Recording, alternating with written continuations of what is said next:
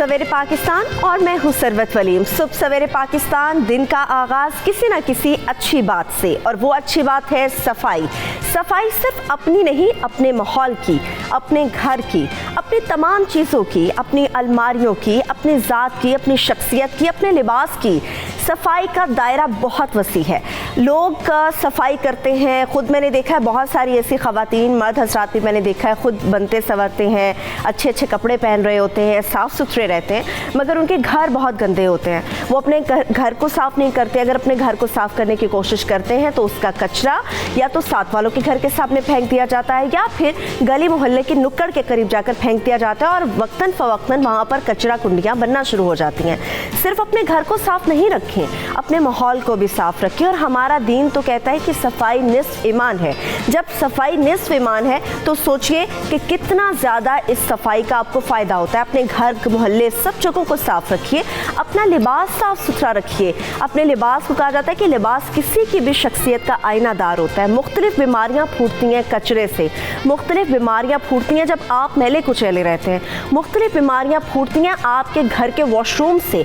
बहुत सारे लोग हैं शावर लेते हैं, अक्सर घरों में ऐसा देखा जाता है कि शावर लेने के बाद खुद को साफ़ करते और बाहर निकल आते हैं, मगर अनफॉर्चुनेटली उनके शावर के बाद वहाँ पर पूरे वॉशरूम के अंदर सिर्फ आपको पानी ही पानी नज़र आता है। तो कोशिश करें जब आप शावर लेकर निकलते हैं तो अपने वॉशरूम को वाइपर करें, उसके बाद निकलें। अपने रूम को साफ़ रखें, जिस बिस्तर पर आप सोते हैं वो बिस्तर साफ़ सुथरा होना चाहिए, जो कपड़े आप पहन रहे हैं वो साफ़ सुथरे होने चाहिए। खुशबू लगाइए, नहाइए धोइए, घर को साफ़ रखिए, अपने मोहल्ले को साफ़ रखिए, अपने इर्द गिर्द के माहौल को साफ़ रखिए। तो सफाई निस्फ ईमान है। अपनी शख्सियत में इसका भी एक हिस्सा डाल लीजिए। कोशिश कीजिए कि रोज़ाना कहीं ना कहीं से आप ये मैसेज, अच्छी बात जो है, कहीं ना कहीं कन्वे करते जाएं। तो आहिस्ता आहिस्ता तमाम लोग अपनी तमाम तर खामियों को दूर करते हैं और अच्छी बातों की तरफ गामजन हो जाते हैं।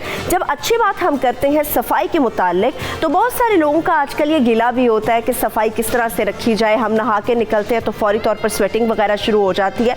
तो मौसम की कंडीशन में उनके साथ शेयर कर लेते हैं कि अब मौसम की सूरत हाल इन 2 महीनों में, खास तौर पर जब मानसून की झड़ी लग चुकी है, तो जानने की कोशिश करते हैं कि मौसम कैसा रहेगा मुख्तलिफ शहरों का। सबसे पहले बात करेंगे लाहौर शहर की। तो लाहौर का मौसम रहेगा कम से कम 31 और ज़्यादा से ज़्यादा 43 डिग्री हो सकता है। मिलता जुलता रुझान है इस्लामाबाद में भी, क्योंकि इस्लामाबाद में कम से कम दर्जा हरारत रहेगा 29 और ज़्यादा से ज़्यादा 41 होगा। कराची भी कुछ ज़्यादा खास नहीं है। कराची में कम से कम दर्जा हरारत रहेगा 29 और ज़्यादा से ज़्यादा 34 होगा। पेशावर की सूरत हाल ये है कि वहाँ पर भी कम से कम दर्जा हरारत रहेगा 30, ज़्यादा से ज़्यादा 44 हो सकता है। कोयटा कदर बेहतर है, कम से कम दर्जा हरारत रहेगा 21 और ज़्यादा से ज़्यादा 38 तक जाएगा।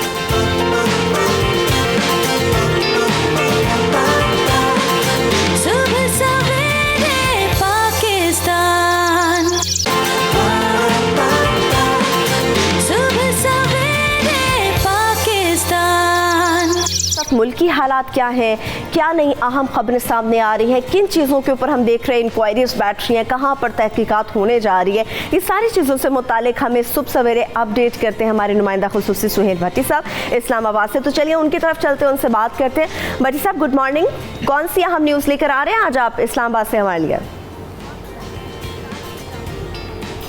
Good morning Sarwat. आज जो हम न्यूज़ शेयर करने जा रहे हैं अपने नाज़रीन के साथ, ये एक ऐसी ख़बर है जो कि एक ऐसा नासूर है जो मुल्क की मौशियत को और कौमी ख़जाने को गुज़श्ता कई सालों से नाकाबिल तलाफ़ी नुकसान पहुँचा रहा है। यानी कि स्मगलिंग, और ये ऐसा स्मगलिंग इतनी हद तक सरायत कर चुकी है कि प्राइम मिनिस्टर इमरान खान साहब ने 2 रोज़ कबल इंतहाई एक हाई पावर्ड इजलास की कमेटी कायम कर की। उससे पहले हाई पावर्ड आला सतही इजलास मुनक्किद हुआ जिसमें आर्मी चीफ, DGI आए वज़ीर दाखिला भी शरीक हुए और वज़ीर दाखिला की सरबराही में एक कमेटी कायम की गई जो स्मगलिंग की रोकथाम के लिए एक माह के अंदर अपनी रिपोर्ट फ्राहम करेगी। क्योंकि कौमी ख़जाने को सालाना एक अंदाजे के मुताबिक स्मगलिंग के नतीजे में 500 अरब रुपये से ज़ायद का नुकसान पहुँचता है। अब ये कमेटी काम ज़रूर की, लेकिन हम एक ऐसा स्कैंडल अपने नाज़रीन के साथ शेयर कर रहे हैं जो माजी के अंदर जो यहाँ स्मगलिंग की गई, हम कहते हैं कि जिन इदारों के अंदर कोई ख़राबी होती है तो उस इदारे के मुलाजमीन या अफसरान की मिली भगत ज़रूर होती है, जिसकी वजह से बड़े पैमाने के ऊपर कौमी ख़जाने को नाकाबिले तलाफ़ी नुकसान पहुँचाया जाता है। ये बेसिकली एक ऐसा स्कैंडल है जिसके अंदर डिफरेंट सीरीज़ ऑफ स्टोरीज़ हैं। हम हर गुजरते दिन के साथ अपने नाज़रीन के साथ मुख्तलिफ शोबों के हवाले से ये स्टोरीज़ करेंगे।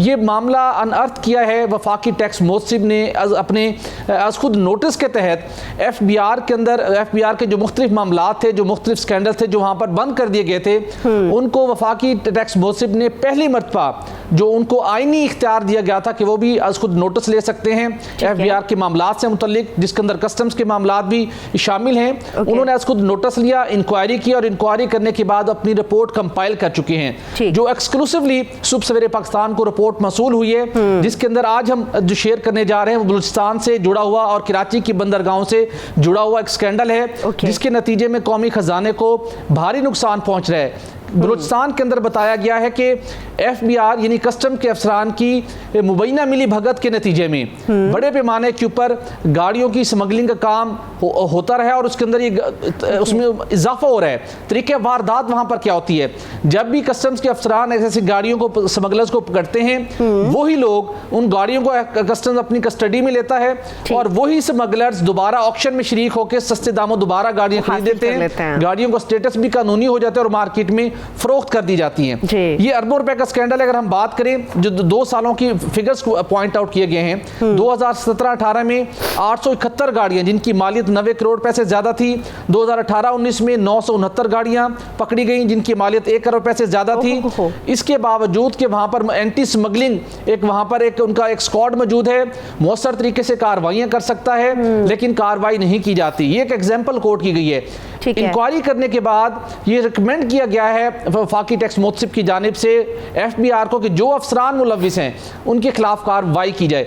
बलूचिस्तान में कस्टम्स के बहुत अच्छे एहलकार भी अपॉइंट रहे हैं जिन्हें बहुत सी मुश्किलात का सामना रहा, लेकिन फिर उनका वहां से तबादला हो गया और वहां पर फिर ये गलत काम दोबारा आगाज हो गया।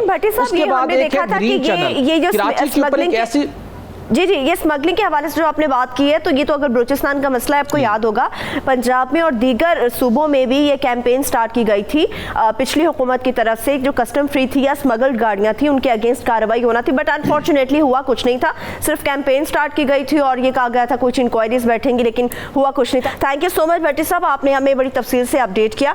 Thank you so much. सुबह सवेरे पाकिस्तान में जब हम बात कर रहे होते हैं इन तमाम चीज़ों से रिलेटेड जो हमारे आस पास होती हैं, हमारे इर्द गिर्द होती हैं, तो उनसे मुतालिक अपडेट करना भी हमें बेहद ज़रूरी होता है। बहुत सारी ज़िंदगियों में आपके बहुत सारे लोग चले जाते हैं, खामोशी से चले जाते हैं और हमें अंदाज़ा भी नहीं होता। दिल पाकिस्तान के बानी निसार नासिक साहब, वो भी आज हम में नहीं रहे। सुबह सवेरे पाकिस्तान में इनके लिए आवाज़ उठाई गई है, कई बार आवाज़ उठाई गई है। क्या बात होती रही हमारे शो में, वो आपको दिखाते हैं। दिल पाकिस्तान जहाँ जहाँ पाकिस्तान, ये वो मिली नगमा है जिसको पूरी दुनिया में पसंद किया गया था और मशहूर गुलकार जुनैद जमशेद को इस गाने के ज़रिए ही पज़ीराई मिली थी। इस वक्त मैं मौजूद हूँ निसार नासिक साहब के साथ जिन्होंने इस गाने को लिखा था, लेकिन आज भी वो कसम पुरसी की हालत गुजारने पर मजबूर हैं। रावलपिंडी का एक छोटा सा घर है जहाँ पर वो अलालत के दिन गुजारने पर मजबूर है। बीमारी की हालत में इस वक्त वो मौजूद हैं। कुछ शिकवे शिकायत भी करते सुनाई देते हैं। ये उनका घर है जहाँ से इस वक्त हम उनके घर एंटर हो रहे हैं। आज आपको उनसे मिलवाएंगे, आपकी बात करवाएंगे उनसे। अस्सलाम वालेकुम सर। वालेकुम सलाम। कैसी तबीयत है सर आपकी अब? ठीक है। अब आप पाकिस्तान के हीरो हैं, आपको पता है इसका? मुझको आज़ादी मिली हुई तो कोई ऐसे नासिक जैसे कमरे से कोई चैन में पिंजरा रख दे। अच्छा सर, आपने मशहूर नगमा लिखा था दिल दिल पाकिस्तान जहाँ जहाँ पाकिस्तान, पूरी दुनिया में वो मशहूर हुआ, हर बच्चे बच्चे की जुबान पर भी है। दिल पाकिस्तान जान जान पाकिस्तान। आपके दिमाग में क्या था, आपने किस जज्बे से ये लिखा था? कुछ भी नहीं, मेरे जेल में ये था कि मैं अगला को मुझे बताएं, आप फारिग औकात में क्या करते हैं? आप कुछ लिखते हैं, क्या करते हैं आप फारिग औकात में? लिखता रहता हूँ, सोचता रहता हूँ। अच्छा, क्या सोचते हैं और क्या लिखते हैं? कुछ बताइए हमारे नाज़रीन को भी, वो आपके बारे में जानना चाहते हैं। और क्या लिखेंगे और सोचेंगे तो फिर आपको बताएंगे। बहुत सारी बातें तो निसार नासिक साहब भी सोच रहे थे, बहुत सारी बातें हमारे जहनों में भी आते हैं। बहुत सारे ऐसे नामवर लोग जिन्होंने इनके लिखे हुए अल्फाज का चुनाव किया, इनके लिखे हुए नगमे चुने और आज कहाँ पर पहुँच रहे हैं। मगर जो शख्स लिखता है, जो जादू बिखेरता है, ना उसे हुकूमत तवज्जो देती है, ना वो माशरे में वो मकाम हासिल कर पाते हैं जो उनके लिखे हुए अल्फाजों से लोग आगे बनकर चले जाते हैं।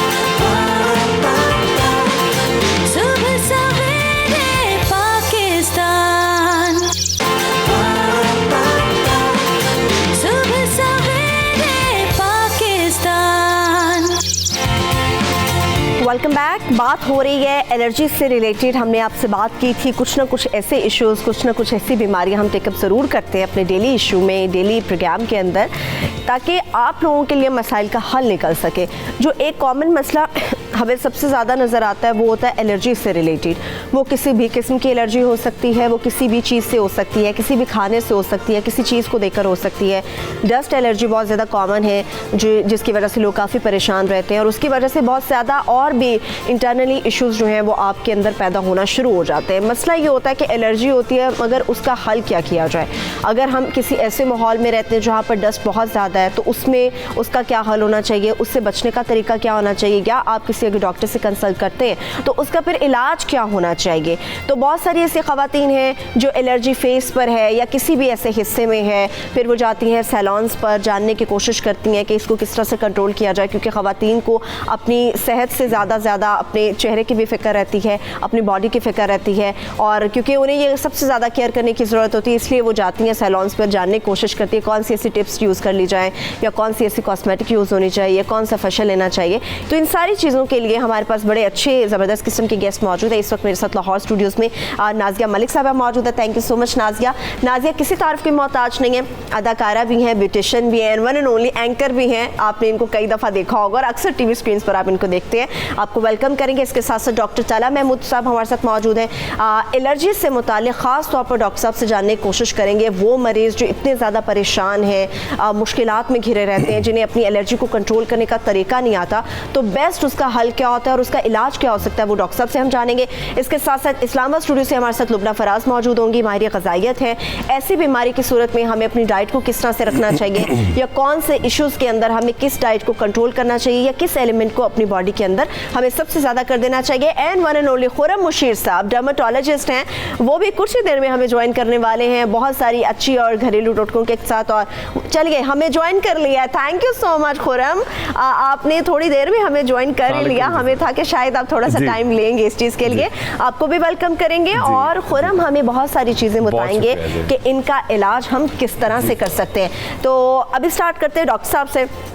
डॉक्टर साहब, सबसे पहला प्रॉब्लम ये है कि एलर्जी होती क्यों है, किस शख्स को होती है, जिसके अंदर कुव्वत मुदाफ़ियत कम होती है, या क्या प्रॉब्लम है, किसी को भी हो जाती है, कहीं भी हो जाती है? सबसे पहले तो मैं आपका शुक्रिया अदा करूंगा कि आपने अपने प्रोग्राम में मुझे मदऊ किया और इस इम्पॉर्टेंट टॉपिक पे बात करने का मौका दिया।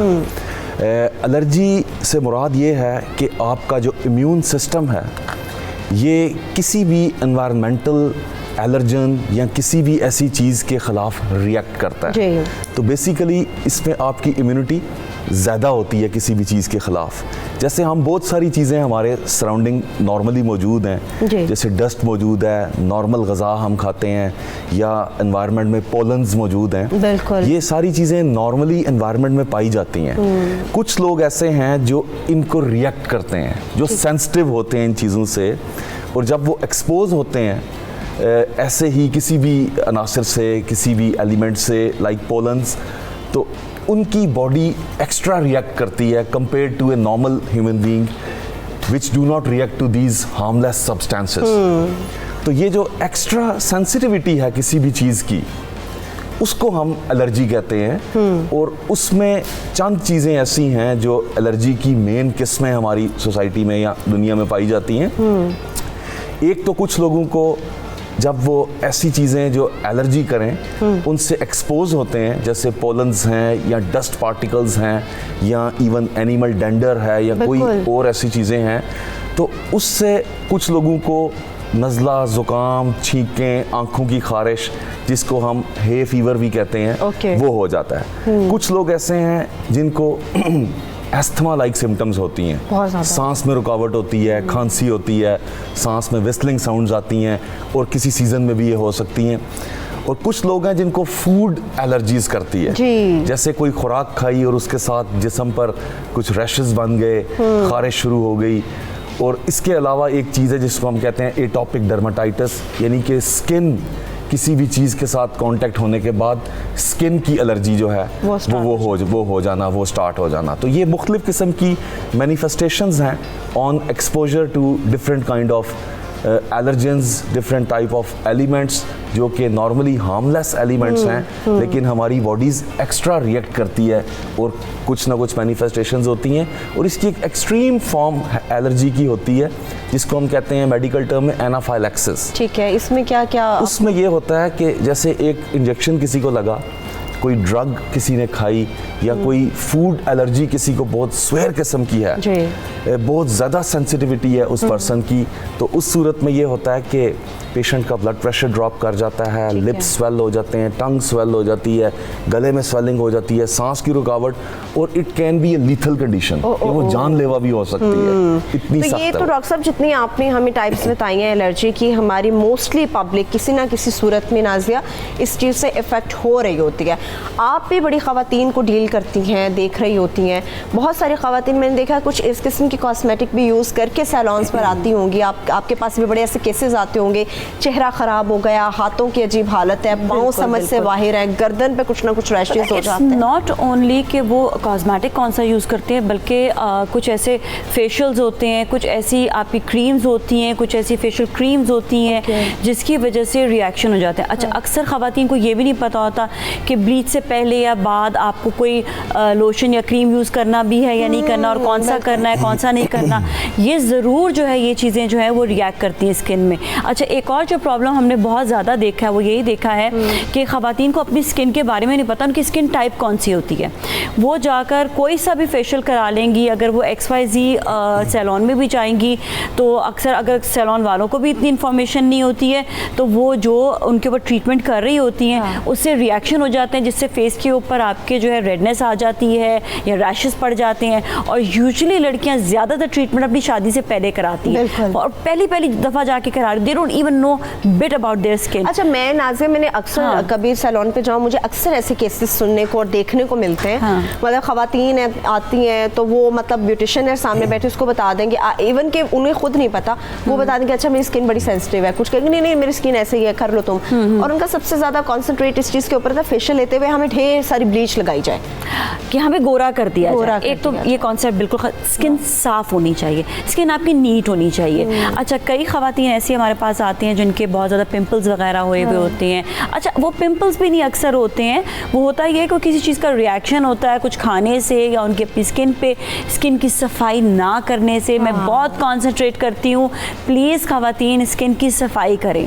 स्किन की सफाई आपके प्रॉपर क्लेंजर से होती है, आपके प्रॉपर टोनर से होती है, जो इतने एक्सपेंसिव नहीं आते। आप जो लाखों रुपया या हज़ारों रुपया आप जो है डॉक्टर्स पे जाकर आप खर्च कर देते हैं। सॉरी डॉक्टर खुर्रम बशीर भी बैठे हुए हैं,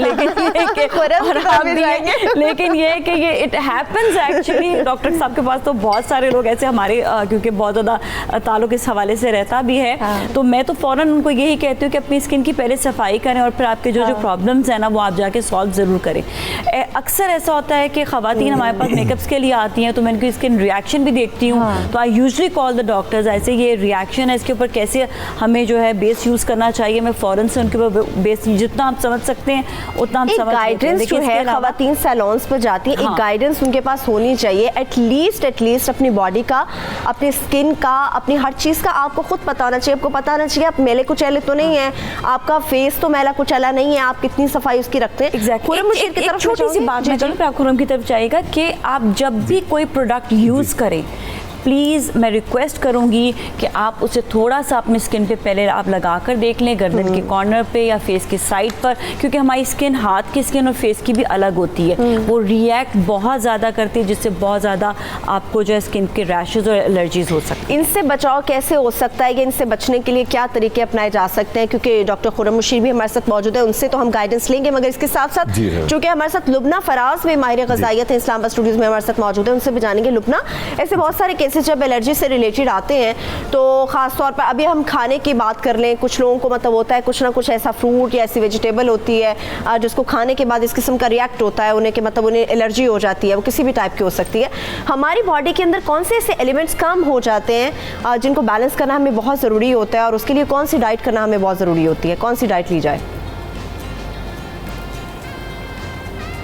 जी अस्सलाम वालेकुम Sarwar, thank you so much. Doctor साहब ने बहुत अच्छा समझाया कि फूड एलर्जी भी क्या होती है। इस बेसिकली हमारे इम्यून सिस्टम का रिस्पांस होता है, तो हमारे बॉडी में एंटीबॉडीज़ ऐसे मौजूद होते हैं जो रिएक्ट करते हैं उस चीज़, जब वो एक प्रोटीन जब एंटर करता है आपकी बॉडी में। आप किसी भी चीज़ से एलर्जिक हो सकते हैं, लेकिन जो सबसे कॉमन एलर्जेंस हैं वो आपके होता है गाय का दूध, अंडे, गंदम, पीनट्स हो सकते हैं, ट्री नट्स हो सकते हैं, फ़िश हो सकती है या सेलफिश हो सकती है। ये आपके सबसे कॉमन एलर्जेंस आते हैं। इसके अलावा आप किसी भी चीज़ से एलर्जिक हो सकते हैं फूड वाइज, लेकिन ये आपके टॉप 5 टॉप 6 एलर्जेंस हैं। इनको वही बात है कि क्या क्योर है, एसच क्योर तो नहीं है इन फूड एलर्जीज़ का, और आपको पता कैसे चलेगा? अनफॉर्चुनेटली अभी तक साइंस इस चीज़ का जवाब ढूंढ रही है, और इसके लिए बस ये कि आप खाएंगे तो आपको थोड़ा आइडिया होगा। इसमें सबसे ज़्यादा इंपॉर्टेंट जो चीज़ आती है वो ये है कि आप अपनी फैमिली हिस्ट्री को ज़रूर जानें। उसके अलावा जब पेरेंट्स हैं, आई थिंक पेरेंट्स इनमें सबसे ज़्यादा इंपॉर्टेंट रोल प्ले करते हैं कि जब आप अपने बच्चे को कोई चीज़ खिला रहे हैं तो आप फोकस करें कि उसकी कोई रिएक्शन आ रही है, कोई एक्जिमा, कोई स्किन पे, या you know swelling of tongue जैसे डॉक्टर साहब कह रहे थे, शॉर्टनेस ऑफ ब्रेथ, इस तरह की चीज़ें जब अगर आना शुरू हो जाएं, यू नो कि ये एक एलर्जी है। अच्छा, जो कन्फ्यूजन पैदा होती है खानों में वो ये फूड इंटॉलरेंस और फूड एलर्जी। ये तो बहुत अलग अलग चीज़ें हैं। जो इंटॉलरेंस होती है वो होती है जब आप किसी चीज़ को डाइजेस्ट नहीं कर पाते सही से, तो आपको स्टमक में दर्द हो गया, पेट में दर्द हो गया, डायरिया हो गया, वो बहुत डिफरेंट है कंपेयर टू एन एलर्जी जो कि जैसे डॉक्टर साहब ने कहा बिल्कुल फेटल या लाइफ थ्रेटनिंग हो सकती है। तो ये डिफरेंसेस हैं, इनको जानना बहुत ज़रूरी होता है। कैसे अवॉइड कर सकते हैं, कैसे बेहतर कर सकते हैं, इसमें 2-3 चीज़ें आप ज़रूर कर सकते हैं। कि एक मैं हमेशा रिकमेंड करती हूँ कि आप प्रोबायोटिक्स लें।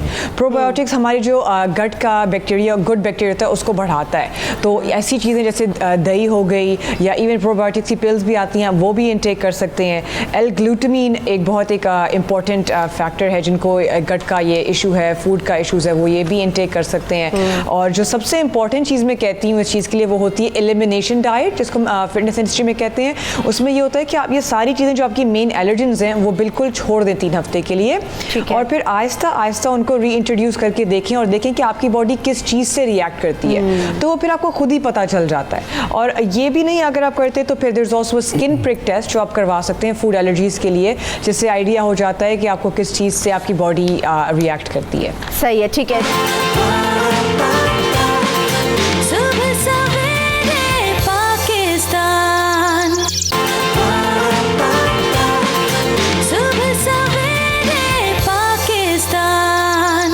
खुर्रम मुशीर हमारे साथ चूँकि मौजूद है।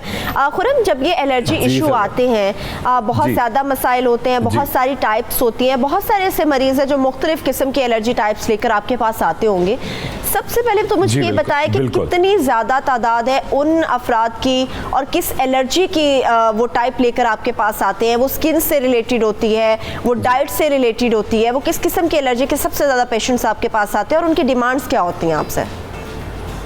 जी बिल्कुल सरवत, आप बड़ा इंपॉर्टेंट बात है, नाज़िया भी बड़ा लेडीज़ का बता रही है, मगर एक कॉमन फैक्टर जो बहुत ही कॉमन है, एक तो आपकी जीन्स बड़ा इंपॉर्टेंट रोल अदा करती है। आपको विरासत में एलर्जी मिलती है। अगर पेरेंट्स में से किसी एक को है, माँ या बाप को है, तो बच्चों के अंदर 50% चांसेस होते हैं, और अगर दोनों को हैं, माँ या बाप दोनों को है, तो बच्चों के अंदर 80% चांसेस होते हैं। मैं आपको थोड़ी सी जल्दी से पिक्चर्स दिखा के फिर एक बड़ा अच्छा रेमेडी बताता हूँ आपको। देखिए, ये बड़ी कॉमन एक इशू आप देखें, ये एलर्जी बच्चों में बहुत शदीद शीर ख्वार बच्चों में होती है। और ये देखिए आप बिल्कुल रेड चीक्स हो रहे होते हैं ये। और जैसे हम कहते हैं ना इस्लामाबाद में एक मौसम आता है ख़ास तौर पे पॉलन्स का, अच्छा, और उसमें पूरे आपकी चीक्स बड़े रेड होते हैं, बच्चा बड़ा इरिटेटेड होता है, बहुत स्नीजिंग होती है उसको और बहुत शदीद उसको एलर्जी आती है। इसी तरह इसी की और फॉर्म बच्चे क्या माँ बाप क्या करते हैं, अभी ईद का मौसम आया था तो बच्चों को, गर्मी का मौसम था, आप बच्चों को लाइट कपड़े पहनाए, वो बड़े एम्ब्रॉयडर्ड और इस तरह के सिल्कन कपड़े पहनाते हैं, तो ये देखिए बच्चों की पूरे जिस्म पे ये कहलाती है ज़ेरोटिक, XEROITIC, ज़ेरोटिक यानी जैसे कांटे कांटे, जैसे सहरा के दरख्त होते हैं उस तरह के बच्चों में एलर्जीज बहुत सारी हो जाती हैं। फिर एक इशू बहुत सारा कॉमन ख़वातीन में साबुन पानी का काम बहुत करती हैं। अच्छा, और हमारी जो बड़ी वेल टू डू ख़वातीन है जो बेगम साहब कहलाती हैं, वो क्या करती है, बहुत ज़्यादा मैनिक्योर पेडिक्योर की तरफ तवज्जो देती हैं। तो इवेंचुअली क्या होता है कि उनके जो, ये देखिए जो बेगम साहिबा होती हैं वो इतना ज़्यादा आप मैनिक्योर पेडिक्योर कराती हैं कि आपकी जो साइड का क्यूटिकल है वो ही उड़ा देती हैं, वो जो आपका प्रोटेक्टिव लेयर होती है, तो आपको शदीद इन्फेक्शन होता है, आपके नाखूनों में शदीद इचिंग होती है। और ये देखिए, और जो घरेलू ख़वातीन होती हैं, अभी ईद और रमज़ान में उन्होंने बहुत ज़्यादा साबुन पानी का काम, लहसुन अदरक का पेस्ट और जो जैसे ये पील्स होते हैं लेमन के, उनको बहुत छीलती हैं, तो आपकी शदीद इरिटेशन होती है, एलर्जी की किस्म जिसे हैंड डर्मेटाइटिस कहते हैं। और आपने जहाँ थोड़ा सा साबुन पानी में हाथ डाला, आपको इतनी जलन होती है कि नाकाबिले बर्दाश्त होती बिल्कुल है। ऐसा तो ही ये है। तमाम चीज़ें बड़ा कॉमन, आप यकीन करें कि हर दूसरा पेशेंट बहुत सारा होता है। और एक छोटी सी चीज़ मैं आपको दिखा के फिर आपको रेमेडी बताता हूँ। अच्छा, ये देखिए, ये एक बड़ा कॉमन एलर्जी तो नहीं कहेंगे मगर हल्का सा एक इन्फेक्शन है कि होता क्या है कि जैसे गर्मियाँ आई हैं, बरसात का मौसम है, तो बच्चे बड़ा स्वेट करते हैं, तो उनके चेहरे पे वाइट वाइट पैचेस आ जाते हैं। और अम्माएँ क्या करती हैं कि बच्चों को, जो मॉम होती है उनकी बेतहाशा उनको कैल्शियम खिलाना शुरू करती हैं। जी, कैल्शियम की कमी है। कैल्शियम की कमी का कोई ताल्लुक नहीं है, होता यह कि आपके फेस पे एक तरीके की फंगल इन्फेक्शन होता है जो कि पिट्रियसिस एल्बा कहलाता है। अच्छा, बेटोवेट एन बहुत अच्छी क्रीम है, मगर आप सर्टन, जब आपको डॉक्टर बताएंगे तब आप उस बॉडी पार्ट पे या आपको रिकमेंडेशन पे आप यूज करेंगे। वो क्या करती हैं, बेटोवेट एन हर एक के घर में पड़ी हुई है, वो बच्चों के चेहरे पे डायरेक्ट बेटोवेट एन लगाना शुरू कर देती है। उससे क्या होता है कि शदीद एलर्जी आ जाती है और बच्चों का चेहरा आपको मैं दिखाऊं, जो उसको दबाने की कोशिश करती हैं वो एलर्जी की किस्म, आपको ये बड़ा एक छोटा सा पिक्चर दिखा के फिर मैं आपको ये देखिए। एक तो ये ख़वातीन जो रंग गोरा करने के लिए 4 क्रीमों में बेटोवेट एन मिलाती हैं, उससे ये एलर्जी आती है। ये देखिए, रोजेशिया भी एक बाहर के मुल्कों में, तो हमारे यहाँ ये फोटोडर्मेटाइटिस यानी धूप जरा सी आपके चेहरे को लगी और बेटोवेट आपने लगाई, चेहरा इस तरह से सुर्ख हो गया। और बच्चों की जो आपने इन्फेक्शन दबाया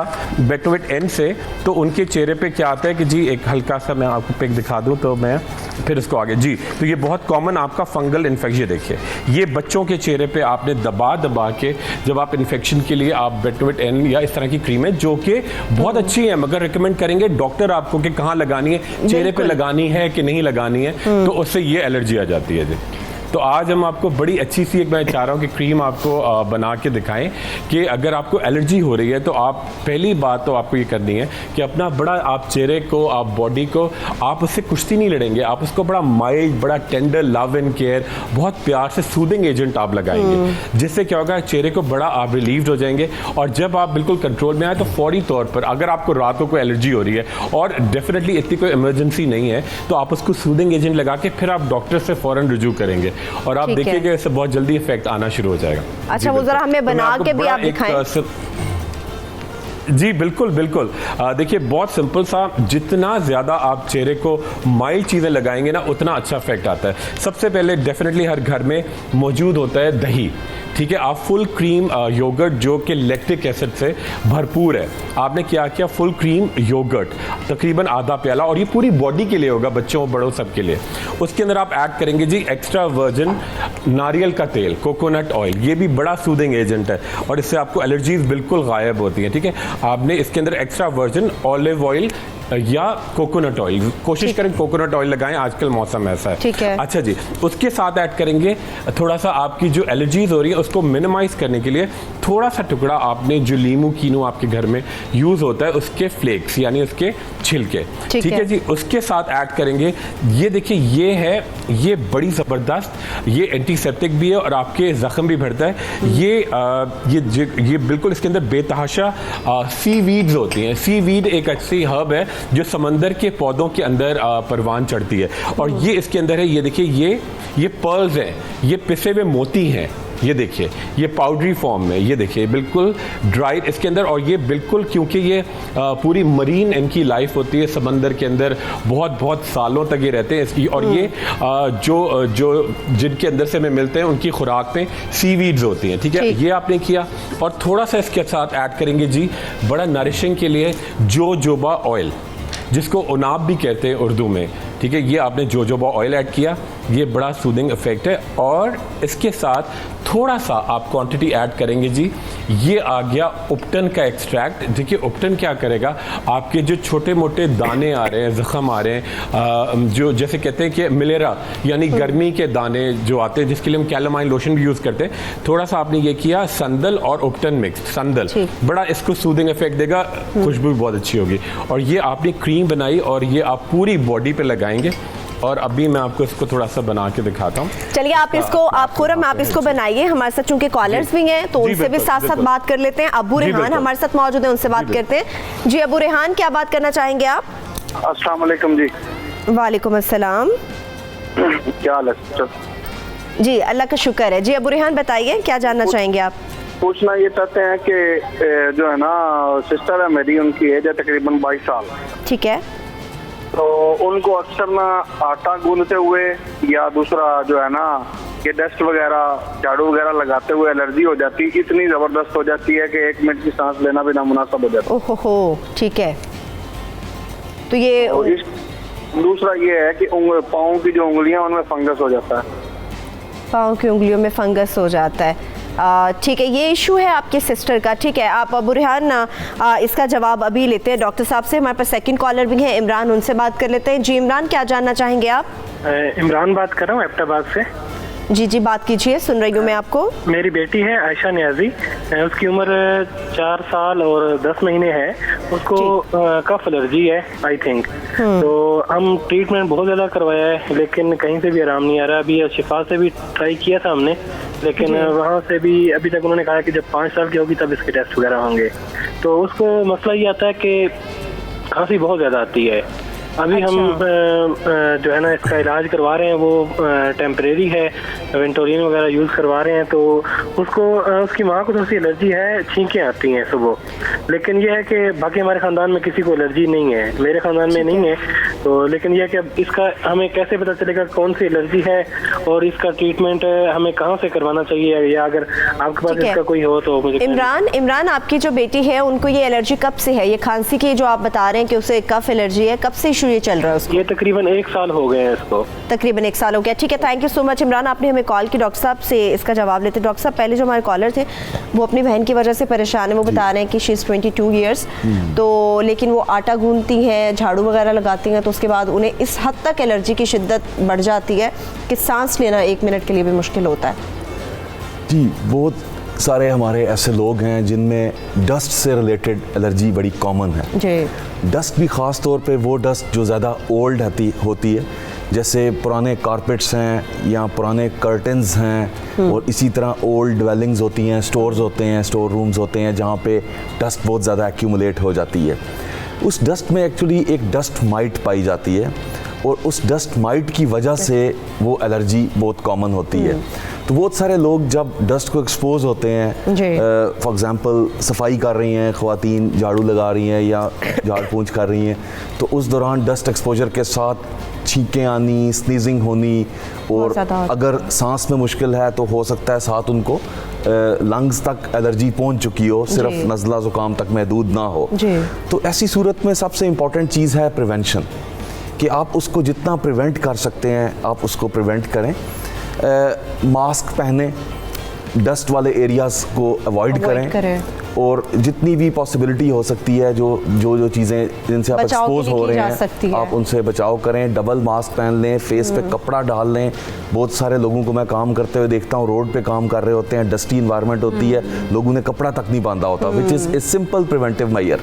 तो अगर फेस को कवर कर लें तो पहली चीज़ तो ये है कि आप उसको प्रिवेंट करें, आप उस एक्सपोजर को प्रिवेंट करें। दूसरी चीज़, अगर उसके बावजूद सिम्टम्स परसिस्ट करती हैं, अलामात मुस्तकिल हैं, प्रिवेंशन के बावजूद आपके लिए पॉसिबल नहीं हो रहा कि आप उसको रोक सकें, तो इट्स बेटर कि आप अपने डॉक्टर से आप कंसल्ट कर लें। तो ये बेहतर होता है। एक्सपीरियंस आपको मैं अभी छोटी सी ब्रेक की तरफ बढ़ना होगा। बड़ा पर्सनल भी एक्सपीरियंस, जिससे मुझे बहुत एस्थेमिक हो गई थी मैं, और उसके बाद फिर ये है कि काफ़ी उससे बचाव का तरीका आपने क्या निकाला और किस तरह से आपने अपने आप को महफूज किया, दिफा किया अपनी बॉडी की, आपकी बॉडी ने, ये तो हम एक छोटी सी ब्रेक से वापस आएंगे तो बात करेंगे। मगर इसके साथ साथ जो मेरे सेकंड कॉलर थे, मेरे भाई थे इमरान, उन्होंने अपनी बेटी के हवाले से पूछा था, उसका जवाब भी देंगे सुबह सवेरे पाकिस्तान में। एक छोटी सी ब्रेक के बाद हमारे साथ रहेंगे।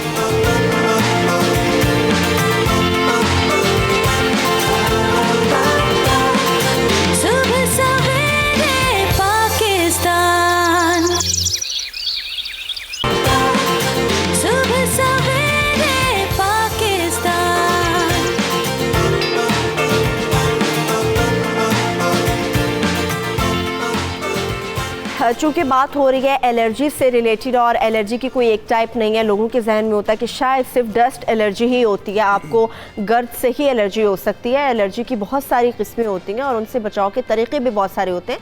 मामला ये होता है कि आपने रास्ता अपना सही मुतय्यन करना है, आपको सही अपनी बीमारी के बारे में पता होना चाहिए।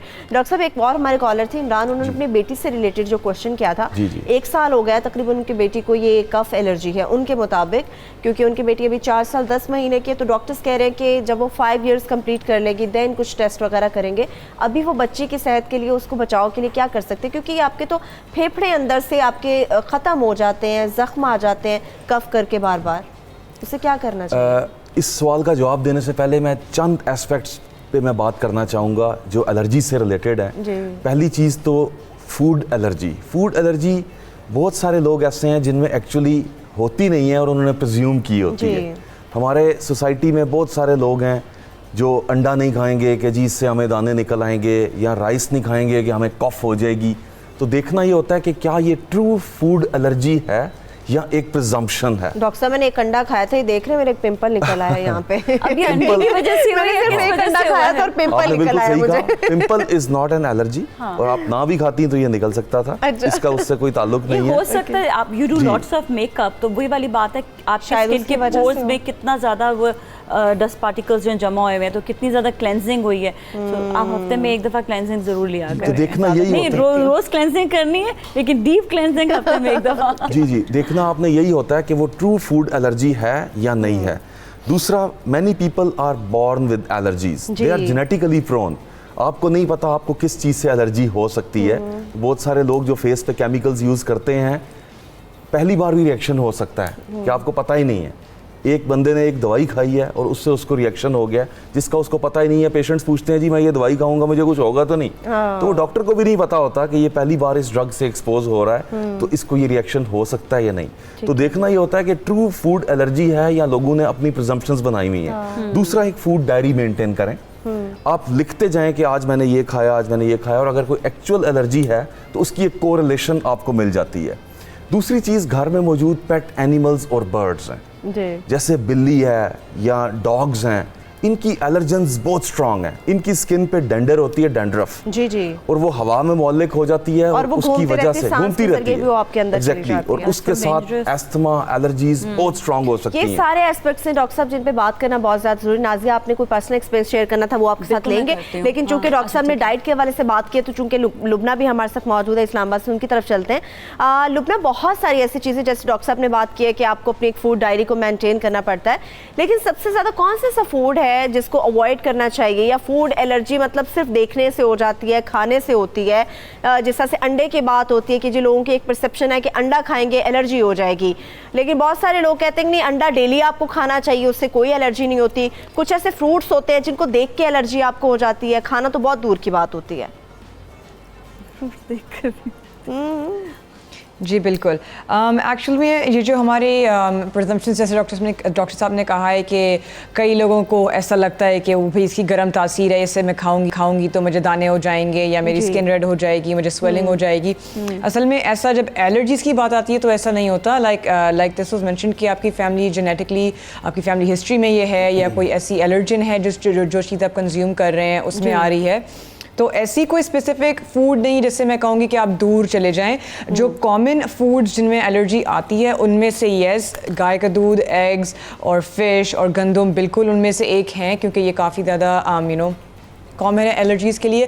लेकिन जैसे मैंने मेंशन किया था, फूड एलर्जीज़ और फूड सेंसिटिविटी में बहुत फ़र्क है। अब जैसे कि कई बच्चे कहेंगे कि भाई मैंने दूध पिया है और मेरे पेट में एकदम से दर्द हो रहा है, तो पेरेंट्स को लगता है कि वो भाई इसको दूध से एलर्जी है। या बहुत सी मैंने देखा है कि मेरे पास केसेस आते हैं, किसी ने अंडा खाया तो उनको, जैसे अपने कहा, दाने आ गए तो उनको लगता है एलर्जी है। ऐसा होता नहीं है। फूड सेंसिटिविटी आपको हो सकती है कि अगर आप डाइजेस्ट नहीं कर पा रहे, आपको डायरिया हो गया दूध पी के या अंडे खा के या कुछ ऐसा, और बार बार खाने से हो रहा है, और फिर आप जब उस खाने को अपने जैसे फूड डायरी में या जो मैं एलिमिनेशन डाइट का आपको बता रही थी, जब उस खाने को आप रिमूव करते हैं वो सिम्टम चले जाता है, तो yes then you may be sensitive या एलर्जिक टू दैट फूड। लेकिन अगेन एलर्जी बहुत सिवियर टर्म है कि जो कि फेटल हो सकती है। आपको बिल्कुल खांसी आ रही है उसके कंज्यूम करने के बाद, आपको वीजिंग हो रही है, जो कि बेसिकली आपने सुना होगा पीनट एलर्जी काफ़ी कॉमन हो गई है दुनिया में, कि पीनट्स खाते ही लोग खांसना शुरू हो जाते हैं, गिर जाते हैं, डिजी हो जाते हैं, वो एलर्जी होती है। लेकिन ऐसी पेट में दर्द होना या इसके बाद डायरिया होना एक फूड को कंज्यूम करने के बाद, उसको कहते हैं कि आप डाइजेस्ट नहीं कर पाए, या दूध के किसी लैक्टोज को आप डाइजेस्ट नहीं कर पाए, तो वो फूड सेंसिटिविटी या आप उसको इंटॉलरेंस कह सकते हो। अच्छा लुबना, में ऐसे और गंदम का भी यही हिसाब है जिसको हम काफ़ी कॉमन एक डिजीज़ है। जी अच्छा लुबना, मुझे दूध के हवाले से आपने चूँकि बात की, मैंने देखा बहुत सारे लोग हैं जो ख़ास तौर पर गाँव वगैरह जाते हैं या वहाँ से दूध मंगाते हैं, बड़ा प्योर किस्म का वो दूध होता है, तो वो मतलब आप जब उसको बॉयल करते हैं, बॉयल करने के बाद उसको इस्तेमाल कर लेते हैं, लोगों के एक कॉन्सेप्ट है कि बड़ा प्योर होता है, उसको इस्तेमाल करना चाहिए। उससे भी मैंने देखा है कि बड़े प्योर मिल्क से भी लोगों को एलर्जी की शिकायत होती है, बहुत ज़्यादा होती है। जी बिल्कुल, क्योंकि देखिए दूध जितना भी रॉ एंड प्योर हो, ठीक है, उसमें लैक्टोज तो मौजूद है, ठीक है, तो वो जो इंटॉलरेंस या एलर्जी की आप बात कर रही हैं वो तो एक स्पेसिफिक प्रोटीन से होती है ना, जो आपके फूड में मौजूद है। यस ऑफ कोर्स, जो रॉ मिल्क डाइजेस्ट कर सकते हैं, जिनको एलर्जी नहीं है उसके लिए वो बहुत अच्छा है। There is a lot of nutrients in milk, बहुत ज़्यादा उसमें फ़ायदेमंद चीज़ें हैं। लेकिन जिन लोगों को इंटॉलरेंस या एलर्जी है वो तो चाहे आप जितना मर्जी प्योर फॉर्म ले आओ, उससे उनको खाते ही रिएक्शन होगा। तो ये उससे फ़र्क नहीं पड़ता कि आप कितनी प्योर चीज़ें खा रहे हैं या कितनी आप पैकेज प्रोसेस चीज़ें खा रहे हैं। फ़र्क इससे पड़ता है कि उस फूड के अंदर जो प्रोटीन या जो इंग्रेडिएंट्स मौजूद हैं, आपकी बॉडी उनसे कैसे रिएक्ट करती है, आपका इम्यून सिस्टम उसको कैसे रिएक्ट करता है। क्योंकि हमारी बॉडी में ऑलरेडी एंटीबॉडीज़ मौजूद हैं, तो उसको हमारे ब्लड स्ट्रीम कैसे उसको रिस्पॉन्ड देता है, उसको एलर्जी या इंटॉलरेंस कहा जाता है। इन चीज़ों से बचना चाहिए कि आप एलिमिनेशन डाइट करें या बिल्कुल अपनी डाइट को बेहतर करें। इस वक्त हमारे साथ कॉलर भी हैं खालिद, उनसे बात कर लेते हैं। जी खालिद, क्या बात करेंगे आप? अस्सलाम वालेकुम।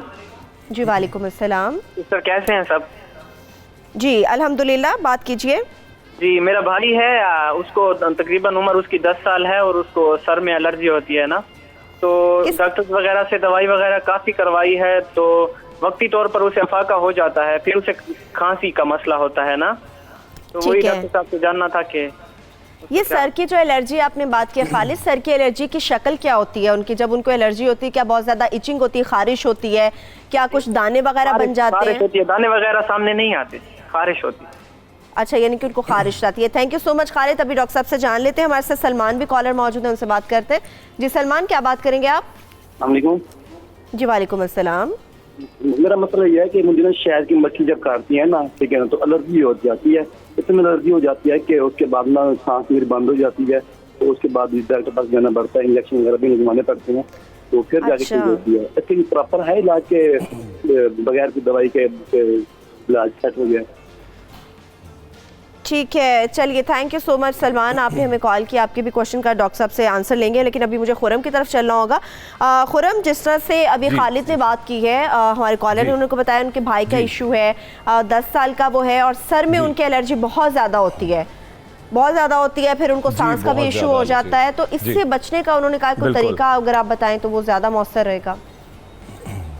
जी बिल्कुल बिल्कुल। अच्छा, सांस के लिए पहले मैं बता के फिर सर के लिए एक चीज़ भी आपको बताता हूँ। अच्छा देखिए, सांस के लिए बड़ा इंपॉर्टेंट है कि आपके एनवायरनमेंट में जहाँ भी आप रहते हैं, जितने आप ग्रीनरी लगाएंगे, जितने दरख्त होंगे, उतना बहुत बेहतर है। और पानी का, अगर आप कोई कच्चा हिस्सा है तो आप पानी का छिड़काव करके रखें। कमरे के अंदर से अपने आप कारपेट्स जो होते हैं और जो वुलन पर्दे होते हैं वो आप हटा दें, डस्टिंग करें, थोड़ा कवर करें। अच्छा, एक बाकी आपको डॉक्टर बताएंगे, बड़ा लेटेस्ट सॉल्ट भी आया है, मोंटील्यूकास सोडियम, उस हिसाब से डॉक्टर आपको देंगे। मगर एक लोकल रेमेडी मैं बता रहा हूँ, जिन जिन बच्चों को भी, हमारे एक भाई की भी कॉल आई थी एबटाबाद से, उन्होंने कहा था, और जिन जिन बच्चों को, बड़ों को खांसी होती है वो डेफिनेटली डॉक्टर को दिखाएंगे। मगर एक घरेलू बड़ी अच्छी टिप है। आप क्या करेंगे जी, आप 4 टेबल स्पून देसी घी लेंगे। इतनी क्वांटिटी में 4 टेबल स्पून आपने देसी घी लिया। उसके अंदर आप एक एक चमचा आप डालेंगे जी अजवाइन क्रश्ड बिल्कुल। उसके साथ ब्लैक पेपर, काली मिर्च बिल्कुल क्रश की हुई। उसके साथ 1/4 चमचा पिंक नमक, जो हिमालयन सॉल्ट भी कहलाता है, वो 1 चमचा आप लेंगे। इसके अंदर स्याह जीरा, और लेंगे 1/4 1/4 वाइट रंग की पेपर होती है जिसको दखनी मिर्च कहते हैं, ठीक है। और इसके साथ 2 चमचे सौंठ और 1 चमचा हींग। एक दफा और जल्दी से बताता हूँ, 4 चमचे आपने लिया देसी घी, ठीक है। इसको आपने पैन में डाला, थोड़ा पकाना शुरू किया। पकाने के दौरान इसके अंदर आप डालेंगे जी अजवाइन, ठीक है, काली मिर्च, पिंक नमक हिमालयन सॉल्ट, उसके साथ वाइट मिर्चें जिसको दखनी मिर्च कहते हैं, स्याह जीरा और सौंठ और हींग। इनको आपने मिक्सचर बना के ये अपने पास स्टोर करके रख लिया किसी जार में। अच्छा, जिसको भी खांसी होती है, जब भी आप उनको यखनी पिलाएं या खिचड़ी खिलाएं या सालन खिलाएं, उसके अंदर 1/2 टेबल स्पून ये उस सालन में या यखनी में उसमें आप ऐड कर दें, तो ये एक्सपेक्टोरेंट का काम करेगी, आपके अंदर को बड़ा एक्टिवेट करके बलगम और आपके जितने आपको एक्टिविटी करके आपको स्नीजिंग, जो रात को एक सीटियां सी बज रही होती है ना, स्नीजिंग हो रही होती है, उससे आपको प्रोटेक्ट करेगी। उससे पेशेंट बड़ा बेचैन बेकरार होता है। तो आप ये इस्तेमाल करें, अंदर पूरा ल्यूब्रिकेट करेगा आपके सिस्टम को। तो आप ये करें, फिर डॉक्टर को दिखाएंगे तो बहुत अच्छा होगा।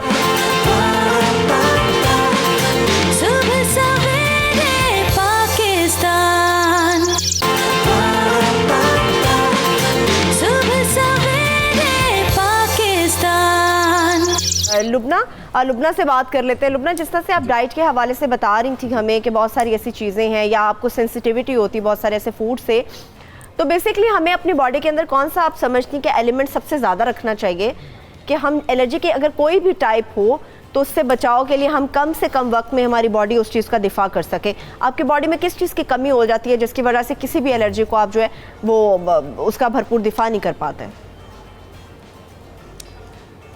जी, जो मैं सप्लीमेंटेशन मैं रेकमेंड करूँगी इसके लिए, जो मैंने मेंशन किया था आपको कि प्रोबायोटिक्स की पिल्स मिलती हैं पाकिस्तान में, आपको कहीं से भी मिल जाएंगे। एक अच्छे प्रोबायोटिक्स लें। विटामिन B5 बहुत ज़रूरी होता है। अगर आप विटामिन B5 कंज्यूम करें, आपके गट की हेल्थ को काफ़ी उससे हेल्प मिल जाती है। और एक और मैं चीज़ बताऊंगी, L-ग्लूटामीन, L-ग्लूटामीन, ये भी गट के लिए और आपके इम्यून सिस्टम के लिए बहुत अच्छी है। तो अगर ये 3 चीज़ें आप साथ साथ लें तो इट कैन हेल्प, मदद हो सकती है आपके गट को और आपके इम्यून सिस्टम को कि आपका जो इतने ज़्यादा शदीद रिएक्शंस हो रहे हैं वो कम आए। तो अगेन विटामिन B5, प्रोबायोटिक्स और L-ग्लूटामीन, अगर आप इन 3 चीज़ों को कंज्यूम करेंगे खाने के तौर पे, जैसे प्रोबायोटिक्स के मैंने आपको एग्जांपल दिया था कि दही बहुत अच्छा एग्जांपल है इसका। L-ग्लूटामीन की जो पिल्स भी मिलती हैं और जो विटामिन B5 हो गया वो आप कंज्यूम कर सकते हैं खाने में भी, या नॉर्मली जो आपका मल्टीविटामिन होता है तो वो आप कंज्यूम करेंगे तो आपके रिएक्शंस फिर भी कम हो जाएंगे। और ग़िज़ायत के तौर पे तो आपको देखिए मल्टीविटामिन लेना चाहिए, लेकिन ये चीज़ें अगर आप ऐड करेंगे तो इट कैन डेफिनेटली हेल्प। या किसी भी किस्म का डाइजेस्टिव एंजाइम्स जो मिलते हैं, आप कभी भी फार्मेसी में जाएंगे, अपने डॉक्टर के पास जाएंगे, आप उनसे पूछ सकते हैं कि कौन सा ब्रांड वो रेकमेंड करते हैं। तो डाइजेस्टिव एंजाइम्स अगर आप लें तो आपको बॉडी में डाइजेशन को अपनी बॉडी के अंदर आप ऐड करें, अपनी रूटीन का हिस्सा बनाए डॉक्टर के मशवरे के बाद, तो ये बिल्कुल ठीक हो जाएगा। अच्छा नाज़िया, आप भी बता रही थी आपको कभी एलर्जी हुई थी और फिर उसके बचाव का तरीका क्या हुआ था? ये एक्चुअली मैं आपको बता रही हूँ, जो जिसका नाक बंद हो जाता है ना ज़्यादातर लोगों का, उसके हवाले से एलर्जी के बाद वो नज़ला जुकाम की वजह से जिनको नज़ले की शिकायत भी रहती होती है और ये एलर्जी की वजह से होता है, ज़्यादा डस्ट एलर्जी की वजह से होता है, तो अपना नाक साफ़ रखना ज़रूरी है। देखें अल्लाह ताला ने हमें 5 वक्त की नमाज इसीलिए पढ़ने के लिए कहा कि हम अपना हर चीज़ से अपनी सफाई करें, बिल्कुल। तो वज़ू के दौरान भी आप देखें नाक साफ़ करते हैं, लेकिन ड्यू टू निगलेरिया एक ऐसी बीमारी है जो पानी के अंदर पाई जाती है, जिससे लोग बहुत ज़्यादा नाक अंदर तक जो है साफ़ नहीं कर पा रहे हैं। उसके लिए ये है कि आपने घर में ही सलाइन बनाना है। आप पानी लेंगे उसको, और वो भी आप मिनरल वाटर लें, उसको हल्का सा बॉईल करें।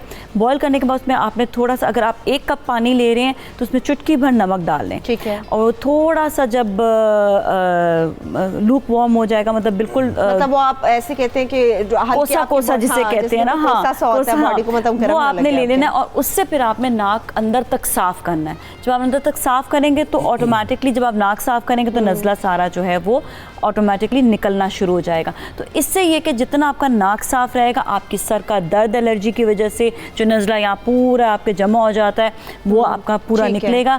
और जैसे आपका जब नज़ला भी निकला, आपकी आंखों की सूजन, क्योंकि मेरे साथ ये खुद हो चुका है, मैंने एलर्जी की गोलियाँ खाई, मैंने सब चीज़ें, किसी चीज़ से ठीक है। This is the only cure कि मतलब आपने इस तरह से उसको साफ़ किया, सारा नाक जो है साफ़ करते, सफाई निफ्स से मान है। सेल्फ मेडिकेशन इसके ऊपर तो हम बात कर रहे हैं नाज़िया, हमारा नेक्स्ट टॉपिक है वो इसी से रिलेटेड, जो मतलब खुद से आप ये सारी चीज़ें अपनी हैंडल करते हैं। कुछ लोगों को रिएक्ट कर जाते हैं, कुछ लोगों के लिए बेनिफिट होता है। डॉक्टर साहब एक हमारे कॉलर थे, उन्होंने बताया था कि मक्खी उन्हें काटती है तो उसकी वजह से उन्हें एलर्जी का बहुत ज़्यादा इशू हो जाता है, तो उससे बचने का उनका तरीका बता दीजिए। बाज़ लोग बहुत सेंसिटिव होते हैं बी स्टिंग को, और मक्खी काटने से शदीद किस्म की एलर्जी हो सकती है, और इवन वो इतनी शदीद हो सकती है कि उससे डेथ भी पॉसिबल है, जैसे जिसको एनाफिलैक्सिस कहते हैं। अगर स्ट्रॉन्ग एलर्जी होती है, सवाल उनका ये था कि इससे बचा कैसे जा सकता है, तो बेसिकली शहद की मक्खी से ही बचना उसका हल है।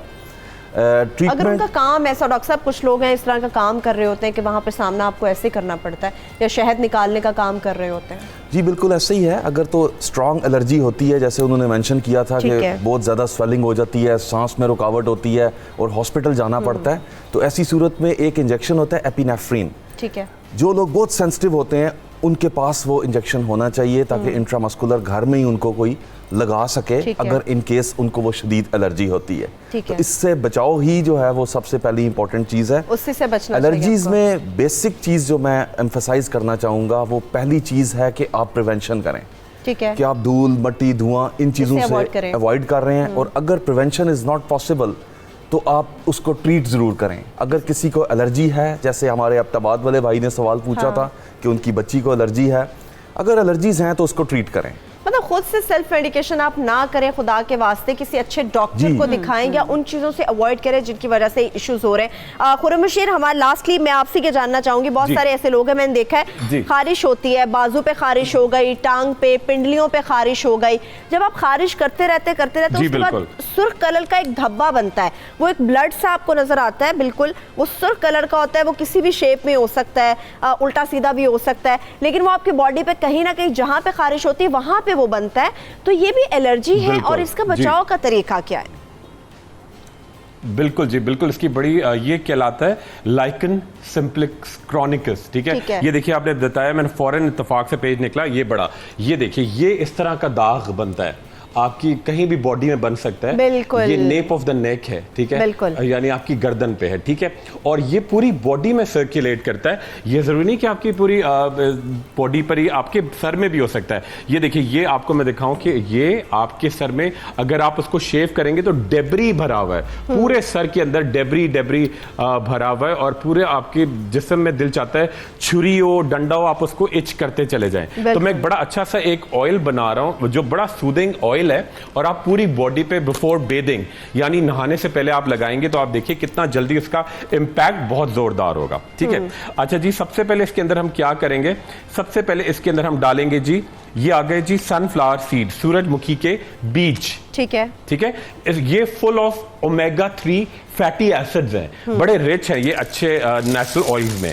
ये आपने लिए सूरजमुखी के बीज, इनके साथ ऐड किया आपने, ये देखिए ये आ गया विटामिन ई और लैक्टिक एसिड का मॉइस्चराइजिंग लोशन।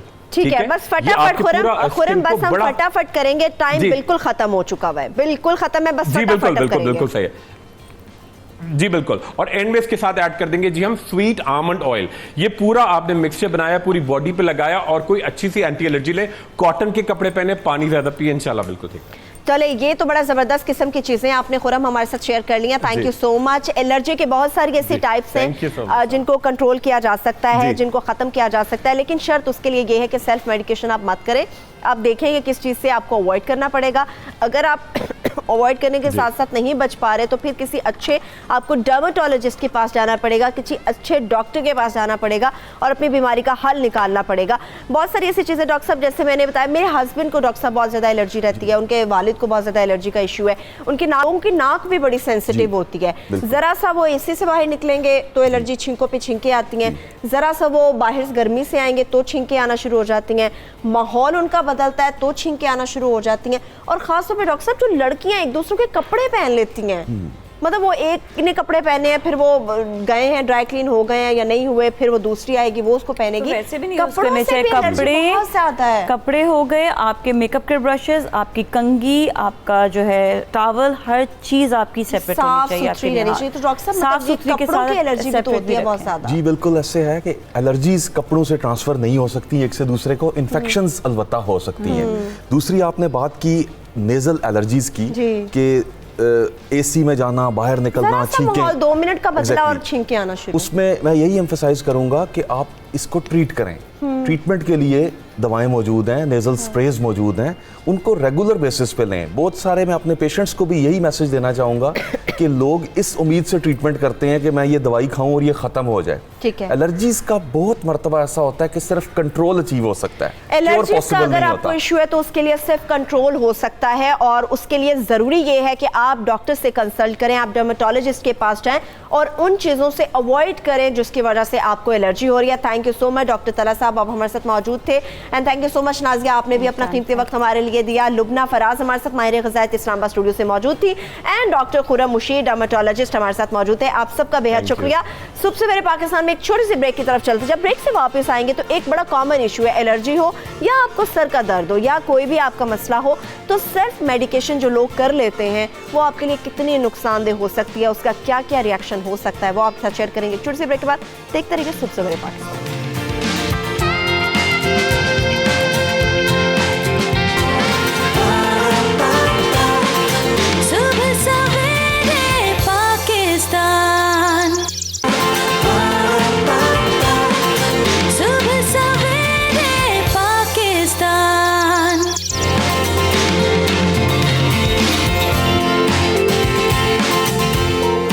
कहते हैं नीम हकीम खतरा जान, मतलब सेल्फ मेडिकेशन जब आप करते हैं या आपको किसी भी बीमारी का फौरी हल चाहिए होता है तो आप कोशिश करते हैं कि जो पहले से नुस्खा पड़ा हुआ है या तो उसको इस्तेमाल कर लिया जाए या फिर आपके दोस्त अहबाब या कोई रिश्तेदार या कोई जानने वाला, कोई गली मोहल्ले वाला, कोई मिलने मिलाने वाला आपको रिकमेंड कर देता है कोई ना कोई टैबलेट।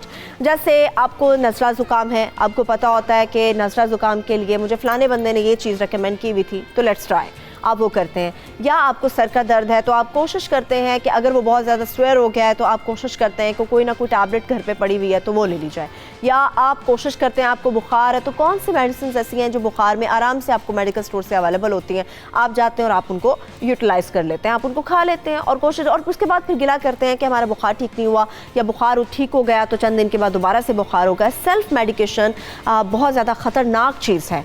जब हम खुद से डॉक्टर बन जाते हैं या हम यूज़ करते हैं उन मेडिसिन को जो हमने कई साल पहले यूज़ की होती हैं, कई महीने पहले यूज़ की होती हैं, हम ये भूल जाते हैं कि उस वक्त हमारी बॉडी की कंडीशन, हमारी इंटरनली कंडीशन क्या थी और इस वक्त हमारी बॉडी की कंडीशन क्या है। तो इसके लिए सेल्फ मेडिकेशन पर चूंकि हम बात करने जा रहे हैं, हमारे साथ बड़े मुअज़्ज़ज़ गेस्ट यहाँ पर मौजूद है। डॉक्टर आसिफ महमूद साहब हमारे साथ मौजूद हैं, ये डॉक्टर ऑफ मेडिसिन है। Thank you so much doctor साहब, आप हमारे साथ मौजूद हैं। डॉक्टर फुरकान हाशमी साहब मौजूद हैं हमारे साथ, ये एसोसिएट प्रोफेसर भी हैं, फार्मासिस्ट भी हैं। इन दोनों से जानेंगे कि सेल्फ मेडिकेशन कितनी ज़्यादा नुकसानदेह हो सकती है। सबसे पहले डॉक्टर साहब मैं आपसे बात करना चाहूँगी, हम देखते हैं कि जैसे नज़ला ज़ुकाम है, अभी मुझे ज़ुकाम की शिकायत है, मुझे तबीयत कुछ नासाज है, लेकिन मैंने कोई दवाई नहीं ली और मेरी कोशिश है किसी अच्छे से डॉक्टर से आप कंसल्ट करें फिर उसके बाद दवाई खाएं। हमारे घरों में ऐसा होता है, नज़ला ज़ुकाम होता है, हमारी सबसे पहले कोशिश होती है चलो घर में जो दवाई पड़ी है वही ले आओ। ये कितना नुकसानदेह होता है डॉक्टर साहब? देखिए, मैं समझता हूँ कि जो सेल्फ मेडिकेशन है ये सिर्फ एक मामूली अमल नहीं, एक बल्कि बिहेवियर है। ये ऐसा बिहेवियर है जिसमें हम लोग बहुत ज़्यादा अपनी हेल्थ को डिस्ट्रॉय कर रहे होते हैं। ये एटीट्यूड ना सिर्फ हमारे मुल्कों में बल्कि बहुत सारी दुनिया में कॉमनली पाया जाता है। वेस्टर्न पॉपुलेशन में specially over the counter sale दवाएं लोग बहुत ज़्यादा यूज़ कर रहे होते हैं, लेकिन इसका नुकसान जो सेहत पे लोगों को सामना करना पड़ता है सिर्फ एक मामूली सी सुस्ती की वजह से कि डॉक्टर के पास ना जाना पड़े, कुछ फाइनेंशियल रीजंस भी हो सकती हैं, लोग नहीं जाते और ख़ुद किसी मेडिकल स्टोर पे या घर में जो पड़ी दवाएं इस्तेमाल कर लेते हैं। बिल्कुल यही बात है, सुस्ती की वजह से कि कौन अपॉइंटमेंट ले, वेटिंग एरिया में जाके बैठें, और लोग इस वजह से जो दवाएं पड़ी हैं वो खुद ले लेते हैं। इनिशियली अलामात बिल्कुल मामूली होती हैं जिस पे उनको लग रहा होता है कि ये कोई ऐसी बीमारी नहीं है कि दवाएं ले लेंगे तो वो ठीक हो जाएगी।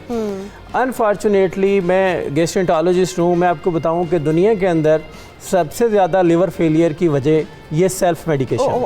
अभी तो लिवर फेलियर और लिवर के जो इश्यूज हैं अभी तो बहुत ज़्यादा हैं। अब आप देखिए सबसे ज़्यादा जो एक्यूट लिवर फेलियर है जिसमें लोगों को ट्रांसप्लांट पे जाना पड़ता है, जो कि हमारे यहाँ सर्विसेज पहले ही बहुत कम है, और लिवर ट्रांसप्लांट, डोनर मिलना और फिर वो बिल्कुल एक ख़ास लिमिटेशन है, वो प्रोसीजर लंबा है। अब ये एक टैबलेट या एक दवा जो आप सर दर्द के लिए, नज़ला ज़ुकाम के लिए, इवन ताकत के लिए जो हम दवाएं इस्तेमाल कर रहे होते हैं, मल्टीविटामिन सेल्फ मेडिकेशन में ले रहे होते हैं, वो लिवर फेलियर सबसे बड़ी वजह लिवर फेलियर की पूरी दुनिया के अंदर ये सेल्फ मेडिकेशंस हैं। और आप देखें उसके नताइज फिर क्या हैं। एक लंबा प्रोसीजर है जिसमें मौत भी एक बहुत बड़ा टारगेट होता है जिस पे लोग पहुंच जाते हैं। अनफॉर्चुनेटली बिल्कुल मौत वाक़या हो सकती है।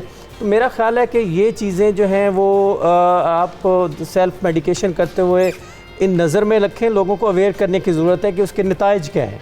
ठीक है डॉक्टर साहब, कितनी बड़ी तादाद है ऐसे लोगों की जो मेडिकल स्टोर्स पर जाते हैं? हम देखते हैं वैसे कॉमनली हमें बड़ी आवाम ऐसी नज़र आती है, फटे पुराने नुस्खे उनके पास पकड़े हुए होते हैं, या फिर वो कहते हैं कि मामूली सा सर दर्द है, मामूली सा नज़ला ज़ुकाम है या मामूली सा बुखार है, तो किसी भी मेडिकल स्टोर पर जाते हैं और जाके कोई टैबलेट ले लेते हैं। कितनी बड़ी तादाद ऐसी अफराद की नज़र आती है? बहुत शुक्रिया आपका। इस इशू में मैं एक चीज़ बताना चाहूँगा कि स्पेशली अगर हम पाकिस्तानी डाटा अगर उठा के देखें तो सेल्फ मेडिकेशन का ट्रेंड विद इन पाकिस्तान बहुत ज़्यादा बढ़ रहा है, जो कि एक अलार्मिंग सूरत इख्तियार कर रहा है। और इसमें अगर हम मज़ीद डेप्थ में जाएं तो you would find females are more prone toward self medication. और हमारे यहाँ ये एक आम प्रैक्टिस है, जैसे डॉक्टर साहब ने भी फरमाया, आपने भी कहा कि लोगों के पास जो पुराने नुस्खे होते हैं वो उसी को यूज़ कर रहे होते हैं। और जो मैंने दवाई यूज़ की है, अगर आपको कोई तकलीफ़ है तो मैं यही कहूँगा कि यार मुझे इससे आराम आया, तुम भी करो। अब इसकी वजह से क्या हो रहा है कि लोगों की एक तो access, middle income countries like Pakistan, लोगों की access to medicine is very easy.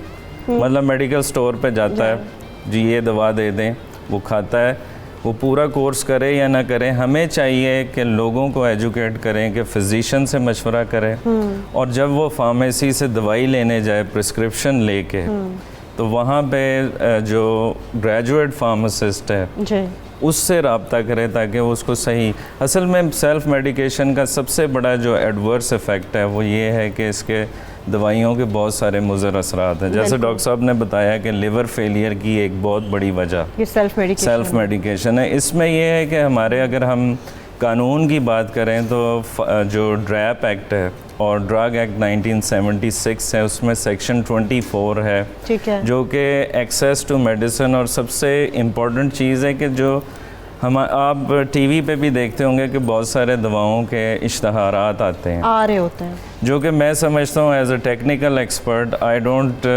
Agree with that. हमारे यहाँ कानून मौजूद है कि उसमें वो लोग दवाई को एडवर्टाइज टू सम एक्सटेंट कर सकते हैं, लेकिन ये नहीं कह सकते कि उनकी दवा ही सबसे बेहतरीन है। जी बिल्कुल। तो ये भी एक इशू है कि जो कि सेल्फ मेडिकेशन को प्रमोट कर रहा है। इसमें आप अगर देखें तो हर्बल रेमेडीज़ हैं, हर्बल ड्रग्स के भी इश्तिहार आते हैं, प्रिंट मीडिया में देख लें, हर अखबार भरा हुआ है ताकत की दवाइयों से, सप्लीमेंट्स से, इस किस्म की बहुत सारी चीज़ें। और टीवी पे अगर आप देखें कुछ ख़ास अद्वियात के इश्तिहारात भी आपको मिलेंगे। तो मैं ये समझता हूँ कि हमें इस किस्म की एडवर्टाइजमेंट को कंट्रोल करना चाहिए, लॉ को मौसर बनाने की ज़रूरत है। जी, इसमें यह है कि लॉ हमारे पास मौजूद है, सेक्शन 24 है ड्रग एक्ट 1976 का, जो इसे कंट्रोल करता है। अब मेरी ये तजवीज़ है कि गवर्नमेंट एजेंसीज़ इसको कंट्रोल करें।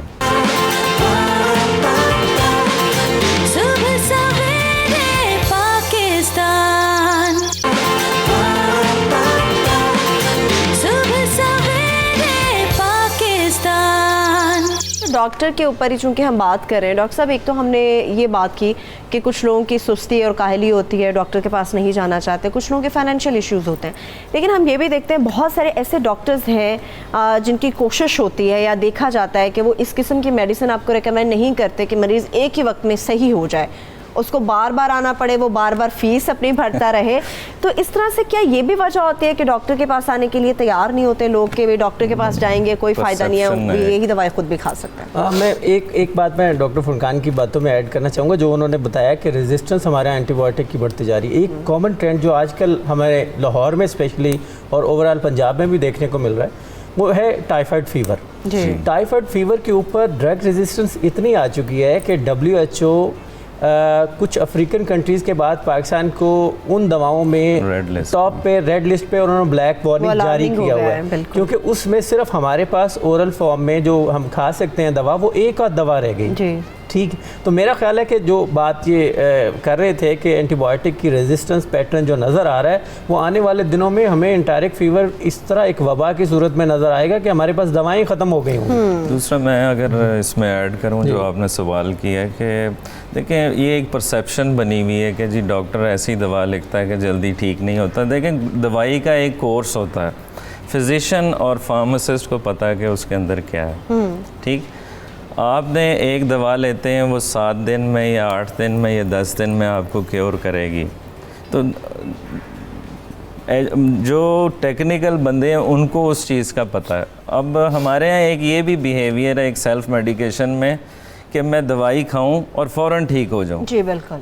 हमें उसको पेशेंट को काउंसल करना है, एजुकेट करना है कि भाई ये दवा अगर आप इतने रोज़ लेंगे जो कि उसका रिकमेंडेड कोर्स है तब जा कर के आपको आराम मिलेगा। सही है, सही है। अभी हमारे साथ कॉलर भी मौजूद हैं, उनसे भी साथ साथ बात करते हैं।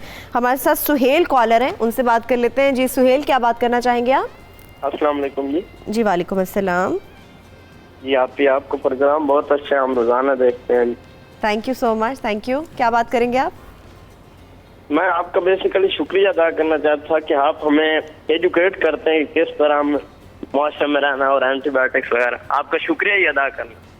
बहुत शुक्रिया भाई, ये आप लोगों की मोहब्बतें हैं कि आप सुबह सवेरे पाकिस्तान को पसंद करते हैं, देखते हैं। आपका कोई सवाल है, कोई बात करना चाहेंगे सेल्फ मेडिकेशन के हवाले से जो खुद से दवाएं लोग ले लेते हैं?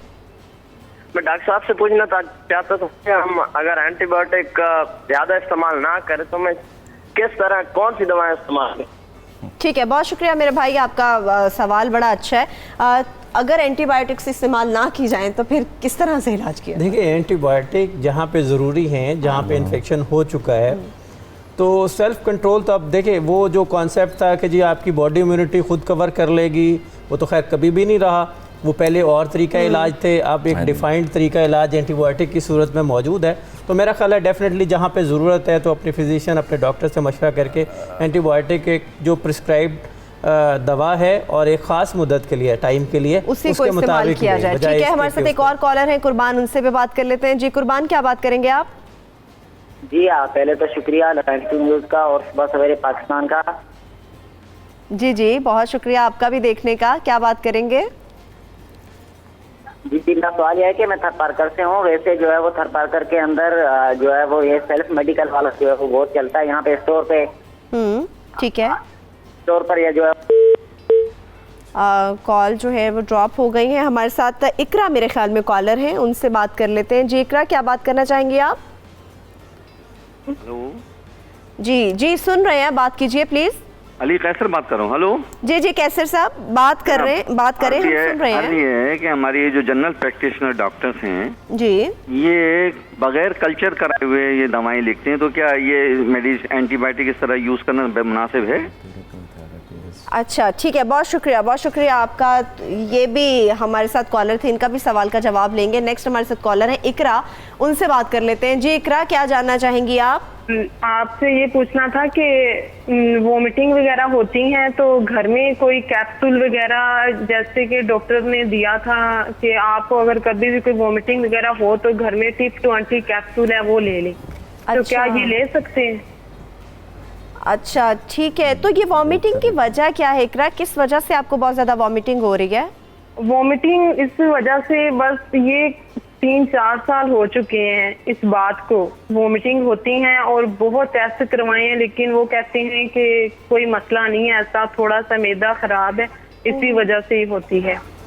ठीक है इकरा, अभी डॉक्टर साहब से आपका सवाल का जवाब लेते हैं। तो इकरा को वॉमिटिंग, डॉक्टर साहब ये देखें, अब डॉक्टर बताते हैं कि अब यहाँ पे लोगों का जो कॉन्फिडेंस है ना, वो वैसे ट्रस्ट जो है वो डॉक्टर से उठ जाता है। अब वो बता रही इतने सालों से उन्हें ये मसला है, डॉक्टर कहते हैं जब भी ये मसला हो ना ये वाले कैप्सूल खा लेना। नहीं, वो उसमें भी उन्हें ये चाहिए मेरे मुताबिक, और टेक्निकली मैं ये समझता हूँ कि she should ask the physician first, ठीक है, कि ये उनकी हालत है। हाँ। तो ये चीज़ वही है कि देखें सोसाइटी में इस किस्म के ट्रेंड्स जो है ना बहुत कॉमन है। तो अगेन जो कॉलर अभी बोल रही थी, कह रही थी, तो मैं उन्हें यही कहूँगा कि whenever she has the same condition consult her physician. ठीक है, ये बहुत बुनियादी चीज़ है, चाहे उन्हें वो फिजिशियन वही दवा रिकमेंड करे जो पहले कर चुका है, लेकिन she has to contact that physician by all means. दूसरा, एक कॉलर ने कहा जी कि कल्चर सेंसिटिविटी नहीं करते, ये एंटीबायोटिक थेरेपी में बहुत इम्पोर्टेंट चीज़ है, लेकिन उससे पहले जो फिजिशियंस हैं, हमारे डॉक्टर्स हैं, उनको जो ट्रेनिंग दी जाती है या उन्हें जो जिस तरह से इलाज करते हैं, that is known as empirical therapy. So for that हमें पता होता है कि बैक्टीरिया की डिस्ट्रीब्यूशन किस तरह है और कौन सा बैक्टीरिया से बॉडी एक्सपोज्ड है, तो उसकी बेस पर जो बेस्ट सूटेबल एंटीबायोटिक है वो की जाती है। अगर हम पाकिस्तानी सिस्टम में देखें तो obviously the cost of that culture sensitivity is quite high. ठीक है, एक आम आदमी मैं समझता हूँ उसको अफोर्ड नहीं कर सकता, और गवर्नमेंट को चाहिए कि इस किस्म की फैसिलिटीज़ जो हैं वो प्रोवाइड करे, क्योंकि that is the best approach. और मेरा अपना ख्याल ये है कि इसमें जो कल्चर बेस्ड आप बात करें तो एम्पेरिकल थेरेपी पूरी दुनिया में ही स्टार्ट हो जाती है। कल्चर भेज दिया जाता है, क्योंकि कल्चर का इनिशियल रिपोर्ट्स आपको 72 आवर्स के बाद और फिर later on final report 7 days के बाद आ रही होती है। हम फिजिशियन वेट नहीं कर सकते कि पेशेंट इतने दिन बीमारी के साथ लगा रहे, तो हमें जो बाकी एविडेंस हमें आ रहा होता है फिजिकल एग्जामिनेशन पे, उसकी हिस्ट्री पे, उसकी बुनियाद पे दवा तजवीज़ कर देते हैं कल्चर का। अभी दवा तजवीज़ की बात की, एक और डॉक्टर साहब बड़ा कॉमन इशू जो हमें नज़र आता है, अब जैसे मुझे रिकमेंडेशन मिलती है एक दवाई की कि आपने सरवत आप बीमार हैं, आप ये दवाई ले आएँ। मैं चली जाती हूँ किसी मेडिकल स्टोर पे, किसी अच्छे मेडिकल स्टोर पे चली जाती हूँ, तो वहाँ पर वो दवाई देखते हैं, अच्छा मैडम ये दवाई मौजूद नहीं है, तो ऐसी ही दूसरी दवाई है दूसरी कंपनी की, आप ये ले जाएँ। ये कितना ख़तरनाक होता है? ये बिल्कुल ख़तरनाक नहीं है। देखें पूरी दुनिया का अगर हम मवाजना पाकिस्तान से करें तो पाकिस्तान वाहिद मुल्क है जिसमें ब्रांड्स चलते हैं। ठीक है, एक वो दवा है कि जो कि ओरिजिनेटर ब्रांड लीडर है जैसे जी, और फिर पाकिस्तान में लोकल कंपनियां उसको मैन्युफैक्चर कर रही हैं, तो बिल्कुल वही स्टैंडर्ड्स को मीट किया जाता है, इसमें कोई ख़तरनाक बात नहीं है। Again this is the issue of educating the people. हमें ये करना चाहिए, जैसे एक दवा ए है जो कि डॉक्टर ने लिखी उस मेडिकल स्टोर पे नहीं मौजूद, लेकिन उसी का दूसरी चीज़ बी अवेलेबल है। ठीक है, तो फार्मासिस्ट इतना रिस्पॉन्सिबल होता है और उसको पता होता है कि ये चीज़ वही है, तो हमें उसको देने में कोई आर नहीं है और ये कोई ख़तरनाक चीज़ नहीं है। हम मेरा ख्याल है कि जिस तरह हमारे आम तौर पे स्टोर्स पे फार्मासिस्ट अवेलेबल नहीं है, अब मेडिकल स्टोर जिस तरह से कह रही हैं कि वो चल रहे हैं, तो अगर तो फार्मासिस्ट मौजूद है और वो वेरीफाई कर सकता है कि ब्रांड चेंज कर रहे हैं, मैं इसमें ओरिजिनल दवा मौजूद है, तो फिर डेफिनेटली इसमें एक और चीज़ ऐड करूँगा कि हमारे लिए बहुत इम्पोर्टेंट है, आप लोगों के लिए और ख़ासकर लोगों के लिए, कि उस फार्मेसी पे जाएं जहां फार्मासिस्ट मौजूद है, and they should ask for the pharmacist. क्यों? हम लोग उन्हें 5 साल की पेशा वराना तरबियत करते हैं। ठीक है, हम उन्हें दवाइयों के बारे में हर चीज़ और बीमारियों के बारे में बताते हैं। दे आर वेल ट्रेंड, और अगर यही फार्मासिस्ट अमेरिका में हमारे जाते हैं या बैरून मुल्क में जाते हैं, they are doing excellent job. सिर्फ हमारे मुल्क में अब उस चीज़ को देखें, जो हमारे लॉज एंड रेगुलेशन की बुनियाद पर ड्रग सेल रूल 2007 की अगर हम बात करें, तो उसके तनाजुर में अब इन्होंने प्राइमरी और सेकेंडरी हेल्थ ने लाजमी करार दे दिया कि हर फार्मेसी पर एक फार्मासिस्ट का होना ज़रूरी है। क्योंकि अगर आप क्वालिटी मेडिसिन की बात करते हैं और क्वालिटी इलाज की बात करते हैं, जहाँ फिजिशियन अपना रोल प्ले कर रहे हैं, तो वहाँ पे इस क्वालिटी को इस एंड यूज़र तक पहुँचाने के लिए एक फार्मासिस्ट बहुत ज़रूरी है। अगर मैं गवर्नमेंट ऑफ पंजाब की बात करूँ तो they have done lot in this aspect, और वो लोग इस चीज़ को काफ़ी प्रमोट कर रहे हैं। अब जो नए फार्मेसीज़ इस्टेब्लिश हो रही हैं, they are not without the license of any pharmacist, और फार्मासिस्ट का होना वहाँ लाजमी है। लेकिन फार्मासिस्ट के बगैर दवा को चेंज करना वो थोड़ा सा जी वो बड़ा डेंजरस है। मैंने यही अर्ज की ना कि बगैर फार्मासिस्ट के कुछ नहीं हो सकता। कुछ नहीं हो सकता। Thank you so much doctor Asif साहब, आप हमारे साथ मौजूद थे। डॉक्टर फुरकान साहब, बहुत शुक्रिया आपका भी।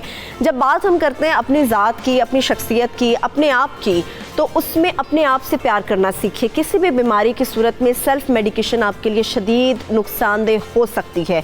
अगर आप किसी मेडिकल स्टोर पे मेडिसिन के लिए जाते हैं तो कोशिश करें कि वहाँ पर सबसे पहले किसी फार्मासिस्ट के हवाले से ज़रूर पूछें। अगर वो अवेलेबल नहीं है तो सेल्फ मेडिकेशन खुदा के लिए मत कीजिए। किसी अच्छे डॉक्टर के पास जाइए, उससे कंसल्ट कीजिए, एक फिजिशियन के पास जाइए, उससे रब्ता कीजिए, क्योंकि ये अभी जो जिगर का सबसे ज़्यादा मसला बढ़ गया है पाकिस्तान के अंदर, उसकी सबसे बड़ी रीज़न सेल्फ मेडिकेशन है। तो खुद से प्यार कीजिए, अपने आप से प्यार कीजिए, अपने घर वालों से प्यार कीजिए। इसके साथ ही सुबह सवेरे पाकिस्तान से हमें दीजिए इजाज़त। अपना फीडबैक हमें ट्विटर पर, फेसबुक पेज पर ज़रूर दीजिएगा। अपना बहुत सा ख्याल रखिए। कल फिर से मुलाकात होगी आपसे। खुदा हाफिज़।